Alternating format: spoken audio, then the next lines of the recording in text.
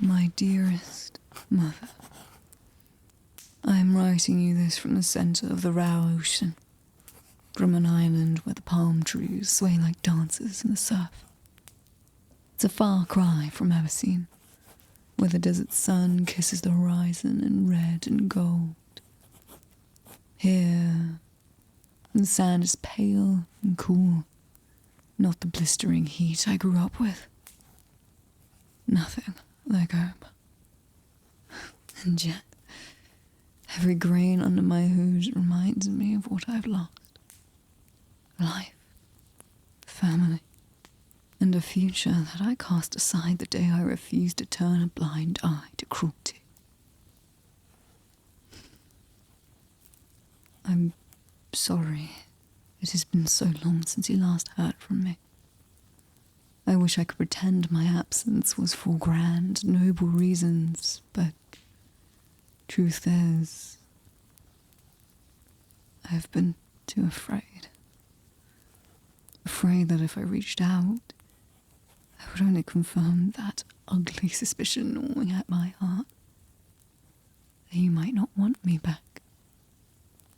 That my actions, however well intended, have shamed you beyond forgiveness.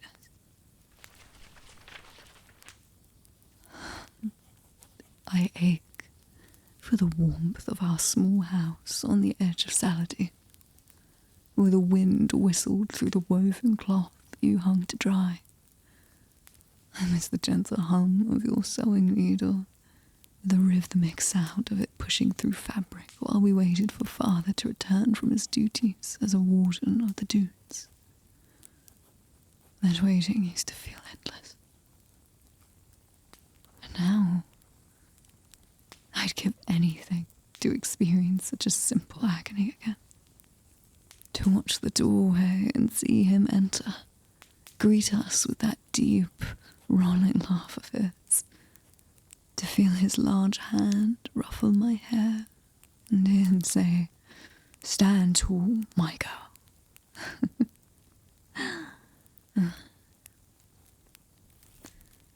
The day he left us, Mother, a piece of me must have died as well.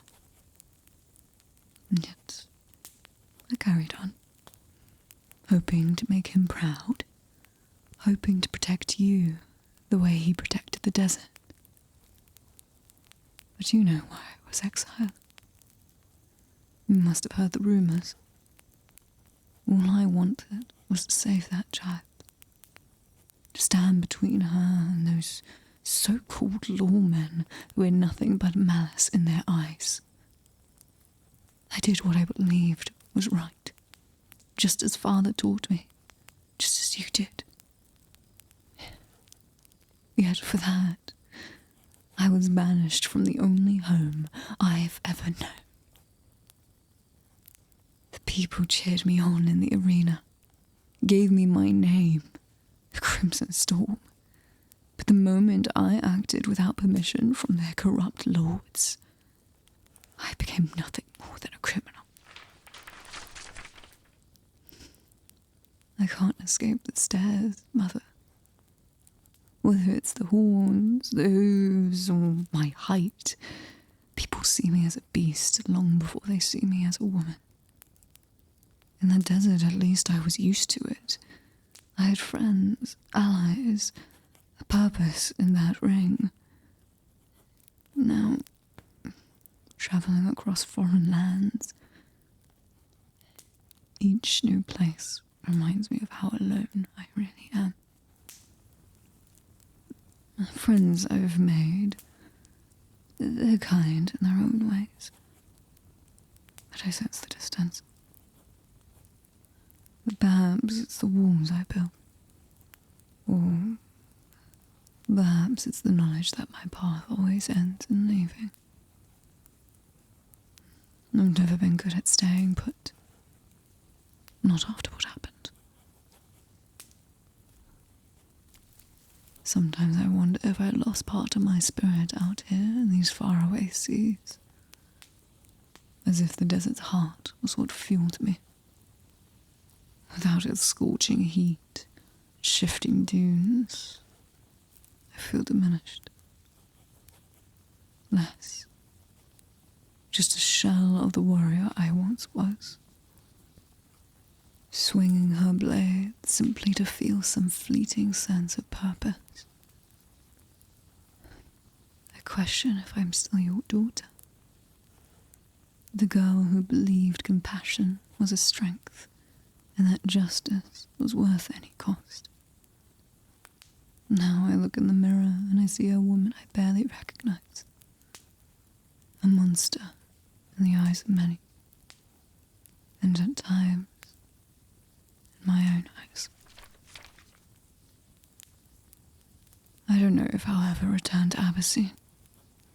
I'm not sure if I even deserve to set foot there again. But I wanted you to know I still carry Father's pan flute, the one he used to bring home on those rare nights. I've tied a small strand of your and my own hair to it. Yours, the colour of whole grain. Mine red like his was when he was young. And so I can keep you both close. If the desert wind ever carries this letter back to you, I hope it carries my love too.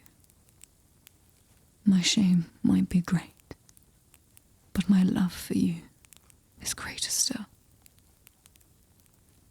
I promise. If there comes a day when the gods grant me pardon, when the sun's heat on the dunes is not a herald of my death, I will come home. And if you find it in your heart to forgive me, I will do everything in my power to show you that your daughter, fire-haired and iron-willed, still lives beneath all this guilt and anger. Until then, I remain in exile, with all my love and regret. Thyra Dunerei.